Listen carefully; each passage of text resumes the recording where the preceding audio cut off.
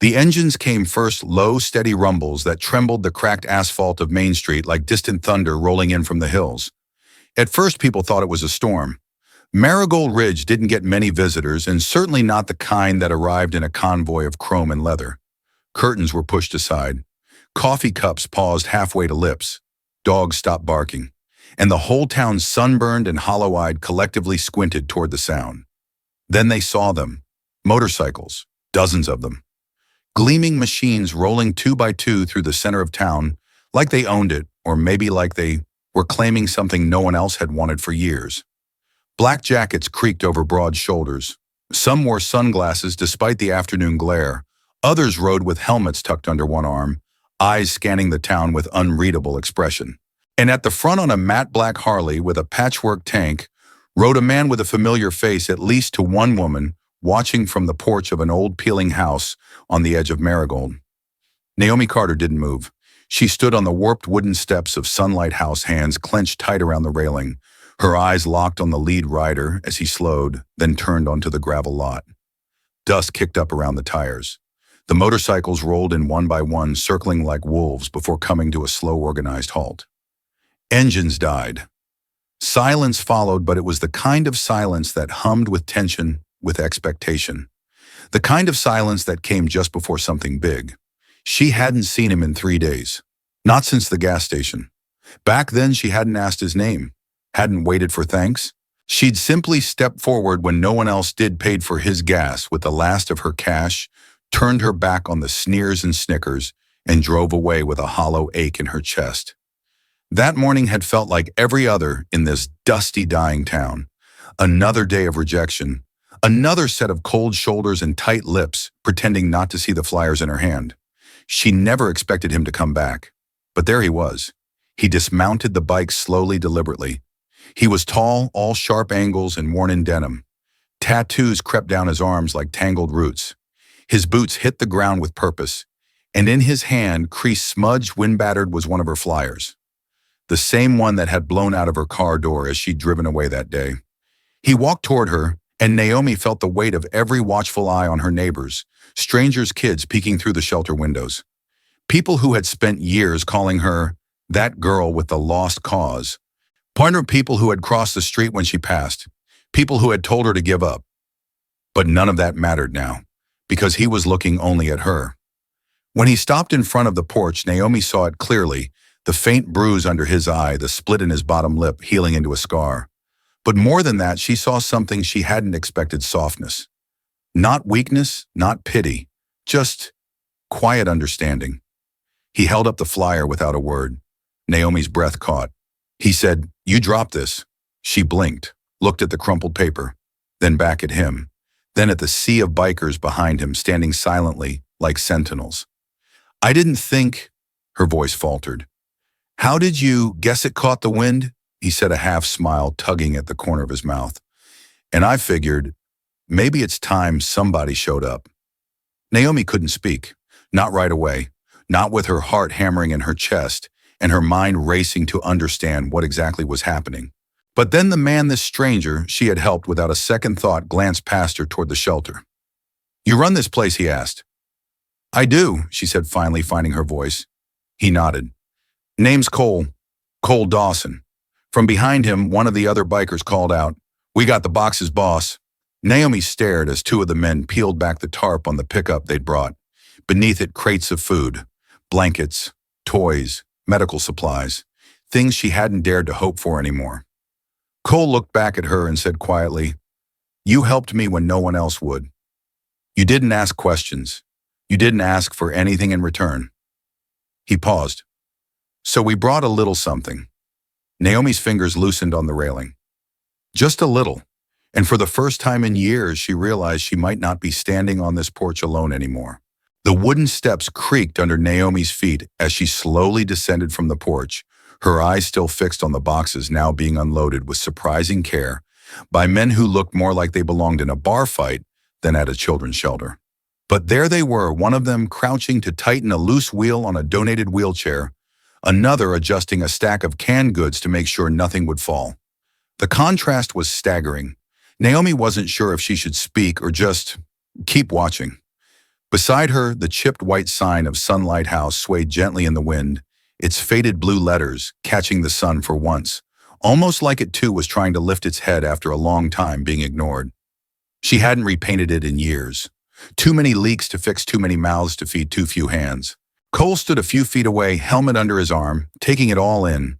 Not just the shelter, but the kids peeking from the curtains, the peeling paint, the sagging roofline, the uneven steps she had nearly tripped over that morning. He didn't look shocked. He didn't look pitying. He just looked like he understood.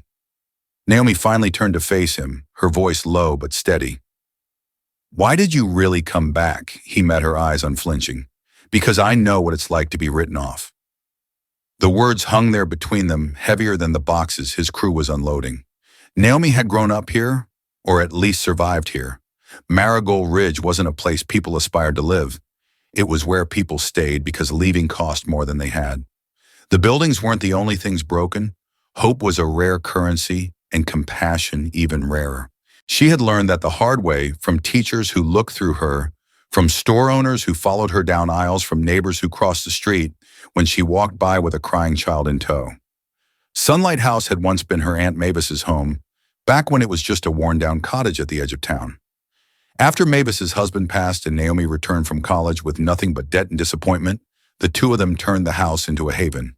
Not because they had much, but because no one else would do it. Now 7 children live there, each with their own quiet story of abandonment, of being too much or too broken for someone to keep. And every time Naomi ran out of money or diapers or patience, she reminded herself this was a war worth fighting. Still, no one in town had ever offered more than a half-hearted God bless. Most avoided eye contact altogether. The town council had denied her grant application 3 times. The church down the road offered 1 box of cereal and a polite smile every other month. She learned not to expect kindness from Marigold Ridge, which is why these men, these supplies, this sudden wave of attention felt unreal. Mavis appeared at the door, her salt and pepper bun tight as ever arms folded across a worn floral apron. She didn't say anything, but her eyes swept across the motorcycles, then locked onto Naomi's with a single raised brow that said, "You better not be letting this turn into a mess." Naomi gave a tiny shake of her head, more of a whisper than a gesture. "Not yet. Let's just see." Inside the house, the smell of reheated soup drifted through the screen door, mixing with the faint scent of engine oil and sun-warmed leather. It was a strange harmony, but somehow it worked. One of the bikers walked over to a little girl who had wandered out onto the porch. She wore oversized headphones and clutched a plush turtle with one missing eye. The man crouched down, offered her a box of crayons and a shy smile. The girl hesitated, then slowly took it. Her fingers brushed his hand. He didn't flinch. He didn't speak. He just nodded. Naomi's throat tightened. She looked at Cole again. "You brought all this," he shrugged like it was nothing. "We've had worse reasons to ride." Naomi let out a breath she hadn't realized she was holding. The moment didn't erase everything. It didn't undo the years of silence, of slurs, of empty mailbox grant letters. But it cracked something open, just a little. And in a place like Marigold Ridge, even a crack could let light in. Naomi hadn't felt this unsettled in years, not the kind of unsettled born from fear, but from something far more dangerous, the feeling that things might actually be changing. The kind of shift that starts small, like a drop of water on dry soil, and then refuses to stop sinking in. She stood on the gravel path watching the Iron Saints move like a well-oiled machine, lifting, sorting, fixing, laughing low among themselves, like they'd done this 100 times before. But they hadn't, at least not here. Not in a town like Marigold Ridge, where most change came in the form of boarded-up storefronts and new gossip. From behind her, the screen door creaked again. Naomi didn't have to look to know it was Mavis.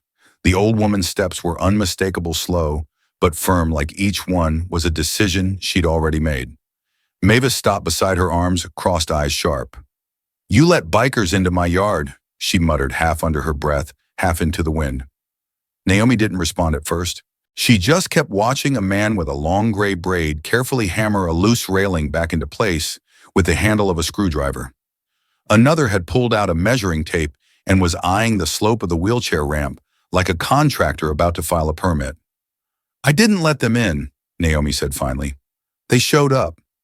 Mavis huffed. but her gaze lingered on a boy in a sleeveless denim jacket who had squatted to tie a shoelace for one of the younger kids. Well, they're tying shoes better than half the folks at the Baptist church. Naomi cracked a smile quick and fleeting. That's a low bar. They stood there together for a long minute side by side in silence, the way they always did when something heavy needed room to breathe. Mavis eventually turned back toward the house, but not before muttering, "Just keep an eye on your wallet." And your heart. The warning landed with more weight than Naomi let on. She stepped down from the porch and started walking toward the supply truck, weaving through strangers, who somehow didn't feel like strangers anymore. She nodded at the men as she passed. Some nodded back, others offered small, respectful smiles, nothing forced or performative. Just real. Cole was by the truck helping unload a heavy crate of canned food with two others. His jacket was slung over the tailgate, and under it, Naomi could see the faded Marine Corps tattoo inked across his forearm. She stopped a few feet away and waited until he noticed her. He did. "You got a second?" she asked. Cole set the crate down, gently wiped his hands on his jeans, and followed her a few steps away to the old picnic bench beneath the oak tree. It was the same bench where she used to read to the kids on cooler afternoons before the wood got too splintered to risk tiny fingers. Now they sat on opposite sides of it, and for a second Naomi wasn't sure what she wanted to say. So she just asked why Iron Saints, that what you all are calling yourselves Cole, looked up at the tree canopy for a beat, then back at her. "Started as a joke," he said.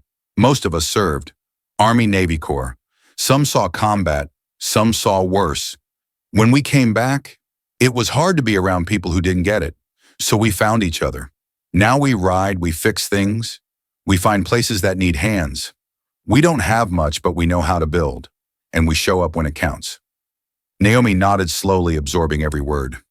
Then she asked quieter, "You do this for everyone who helps you at a gas station?" Cole tilted his head, a ghost of a smile at the corner of his mouth. "Only the ones who look like they've been holding the sky up by themselves." She looked away, embarrassed by how quickly that answer burned through her defenses. No one had ever described her that way before, but it felt uncomfortably accurate.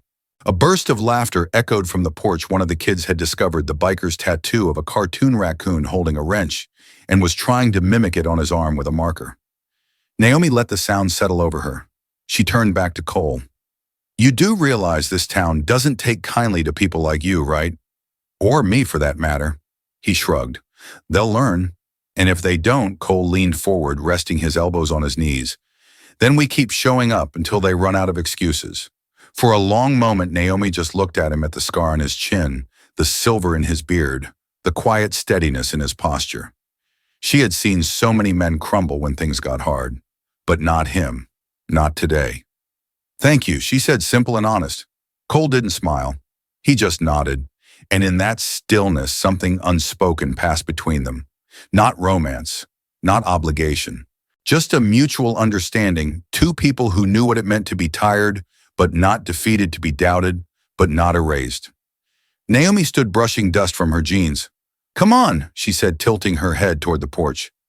"We've got mouths to feed and a town to confuse." Cole chuckled softly as he rose to join her. "My favorite kind of day." The kitchen of Sunlight House was already warm with late afternoon light when Naomi pushed through the swinging door, Cole following a few steps behind. The air smelled like rice cooking on low heat, a hint of cinnamon from the apples Mavis was stewing for dessert, and something richer, hope maybe, if it had a scent. The kids were gathered around the worn wooden table, coloring books and crayons spread out between plastic cups of juice. One of the boys, Micah, a quiet 8-year-old with autism, was humming softly to himself while drawing what looked like a motorcycle with wings.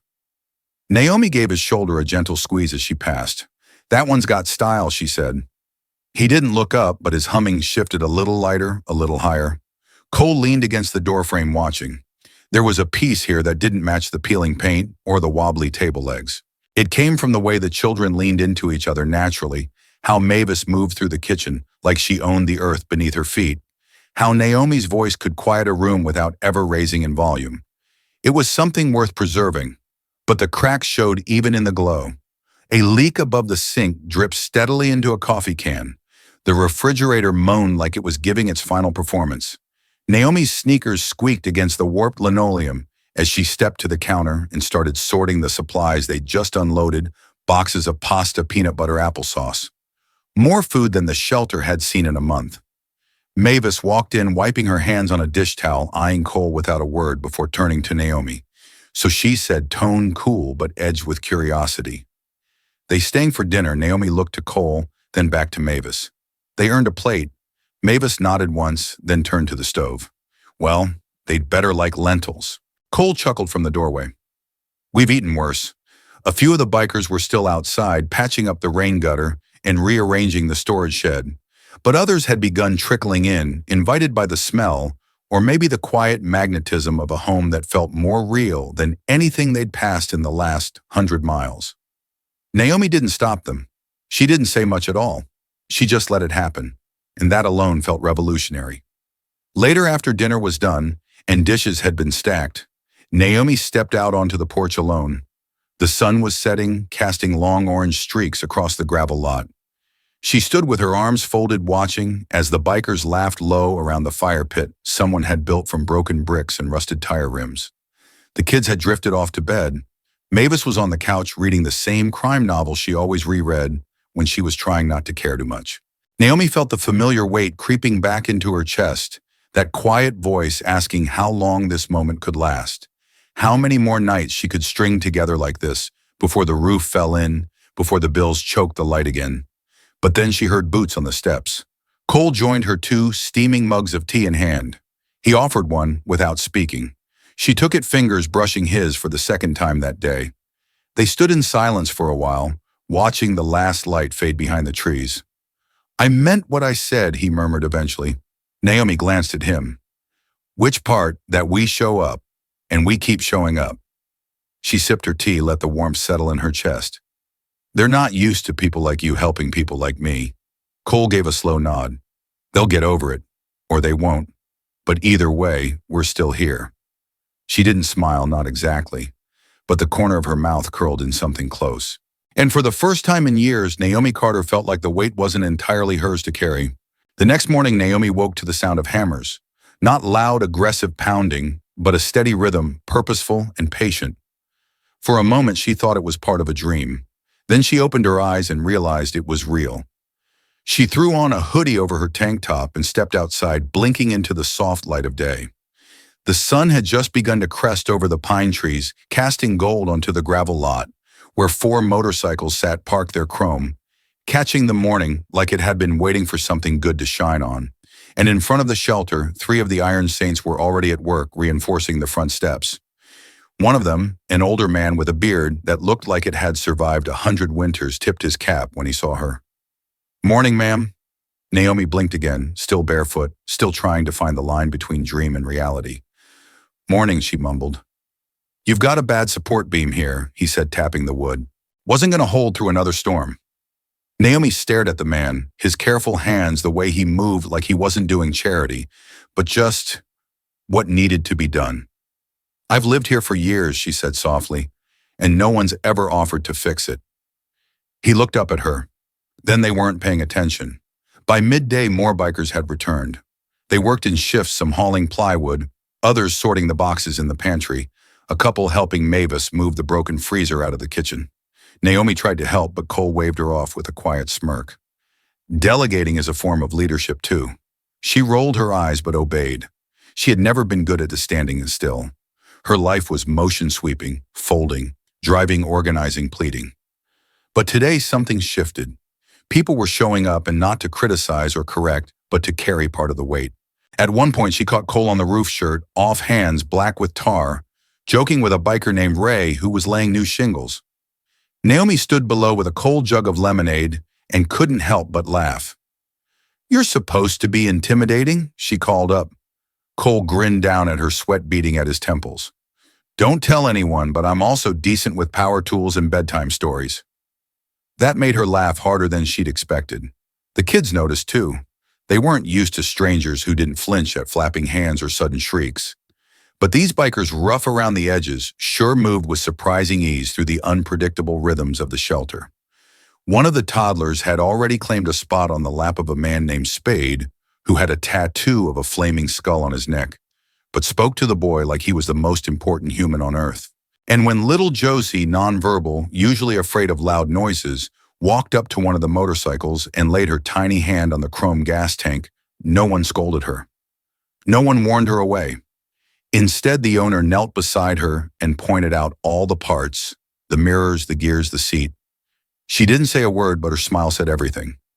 By late afternoon, the shelter's backyard, once just patchy grass and a broken swing set, had been transformed. The men had cleared debris, fixed the swing, even set up a simple tent with folding chairs for shade. One biker pulled a dusty guitar from his saddlebag and began strumming a soft, twangy tune. The children gathered, some sitting on the grass, others laying on blankets with juice boxes in hand. Naomi watched from the doorway, one hand resting against the frame, the other holding a clipboard she forgot she was even carrying. Everything felt surreal, like she'd stepped through some invisible curtain into a world that looked like hers but kinder. Cole appeared beside her, towel draped over his shoulder grease on his jeans. "You okay?" he asked. Naomi looked at him for a long second. "I don't know how to describe this," she said. "It's like the world just tilted a little." He nodded. "That's what happens when people show up." She smiled, then not the tired smile she wore for donors or social workers, but something genuine, something new. "Thank you," she whispered, voice thick with something too wide for words. Cole didn't answer. He just stepped forward and joined the kids under the tent, settling beside a boy who immediately climbed into his lap like they'd known each other for years. And for the first time since Naomi could remember, she didn't feel like the only grown-up holding the roof up with her bare hands. She felt something she hadn't dared to feel in a long time. Relieved. That night, Naomi couldn't sleep. Not because she was worried, but because for once she wasn't. And that unfamiliar stillness buzzed beneath her skin like the soft hum of an engine cooling down after a long ride. She lay in bed listening to the shelter breathe, the creaks of settling wood, the occasional cough from one of the kids down the hall, laughter murmuring outside from the last few bikers still sitting around the fire pit. She should have been exhausted, but instead she felt awake in a way she hadn't in years, like her body finally realized it wasn't in survival mode anymore. Just before midnight, she got up, pulled on a sweatshirt, and padded barefoot to the front porch. The air was cool, still holding the heat from the day. The fire was dying now, glowing embers nestled in ash. Only two bikers remained outside, their conversation low and slow, like a blues riff drifting through the night. And then she saw Cole sitting on the steps, arms resting on his knees, looking out over the gravel like he could see something beyond it. She sat beside him without a word. For a while, neither spoke. Then she whispered, "Do you ever get tired of carrying other people's weight?" He glanced at her, then turned back to the quiet road. "All the time," he said. "But sometimes you don't notice how heavy it's been until someone else picks up the other end." Naomi nodded slowly. "I think I forgot what that felt like." Cole didn't respond, but she could feel the agreement in the way his body settled, less like stone and more like earth. Present, grounded. A breeze stirred the wind chime hanging under the eaves, and Naomi looked toward the horizon where the first hint of dawn brushed the treetops in silver. Another day was coming, but for once it didn't feel like a threat. "You ever think about stopping?" she asked. "Like planting roots somewhere?" Cole was quiet for a long moment. "Then I did, once." She didn't press. She didn't need to. The pain in his voice said enough. And maybe that was the point. She didn't want to be someone who took pieces of other people's past just to feel closer. She wanted to be the kind of person who gave them a place to rest. A few minutes later, the porch light flickered on. Mavis appeared in the doorway, wrapped in her nightgown, eyes sharp even in the dark. "You two gonna talk all night or come in and help me make coffee?" Naomi blinked. "It's not even 5. Mavis shrugged.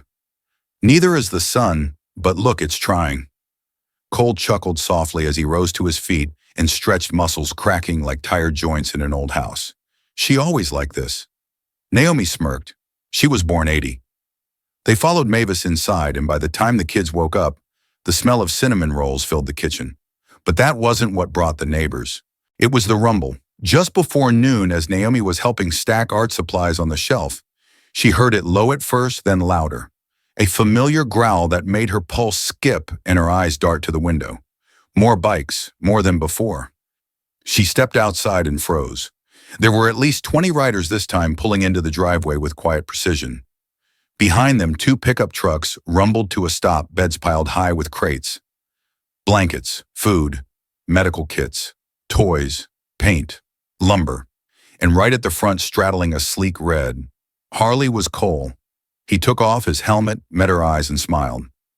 "You said the roof still leaks in the back," he said. Naomi couldn't help it. She laughed full and clear and from somewhere deep in her chest. Across the street, people had begun to gather. First, it was just Mr. Carter from the hardware store, arms crossed. Then it was the mail woman, the teenager from the diner, the woman who always looked through Naomi like she didn't exist. Now they all stood watching as tattooed men hauled out supplies for the very house they once called a waste of town funds. Naomi looked at them, then looked back at Cole, and she realized something had changed. This wasn't just help. This was a statement, a declaration. And for the first time, Marigold Ridge didn't feel like a place that forgot people like her. It felt like a place that was finally starting to see. The air that afternoon felt different, lighter somehow, like even the wind had decided to shift its tone. Where silence used to sit heavy across the neighborhood, now there was sound hammers tapping, children laughing, low conversation, rolling from the shelter's yard like a river finally allowed to flow. Word spread fast. By sunset, Sunlight House had become something it hadn't been in years, maybe ever a gathering place. A small stage had been cobbled together from old pallets and milk crates. Strings of mismatched lights, some Christmas, some from God knows where, hung between trees and porch posts. The bikes were lined neatly along the fence, polished and proud. Someone had even painted a hand-lettered sign that read, "Sunlight Festival, a place for all." Naomi stood near the steps, her jeans stained with paint, and her palms still smudged from helping decorate a folding table with paper flowers. She wasn't used to this many people in her space, especially not smiling ones. Kids chased each other through the grass. Mavis sat in a lawn chair near the grill, trading sharp remarks with a biker named Goose, who she'd decided wasn't completely useless. And Cole, he was everywhere. Fixing chords, high-fiving toddlers, helping one of the teens from down the road learn how to tune the donated guitar. He moved like a man who wasn't trying to belong, but already did. Naomi's chest felt full, but not heavy. At one point, the mayor showed up wrinkled and slightly uncomfortable in his pressed shirt, but holding a plaque in both hands. The same man who once rejected her funding request without a second glance now stood at the mic, adjusting it nervously as the crowd settled. "We don't always get it right," he began, his voice tight but sincere. "Sometimes we forget the quiet heroes among us, the ones who show up even when no one claps. Tonight we want to recognize one." He turned to Naomi, gesturing for her to come forward. She froze for a second, then slowly stepped through the parting crowd, her heartbeat thudding so loud she thought everyone could hear it. Cole gave her a small nod from the side, hands folded, face unreadable, but his eyes shone. The mayor handed her the plaque. It was simple wood etched with steady hands, "Naomi Carter, for compassion, courage, and the heart of Sunlight House." She looked at it, then looked out at the faces, some familiar, some not. Some had once scowled at her, others had whispered behind her back, but now they stood still, waiting, listening. Naomi lifted the mic. "This isn't about me," she said.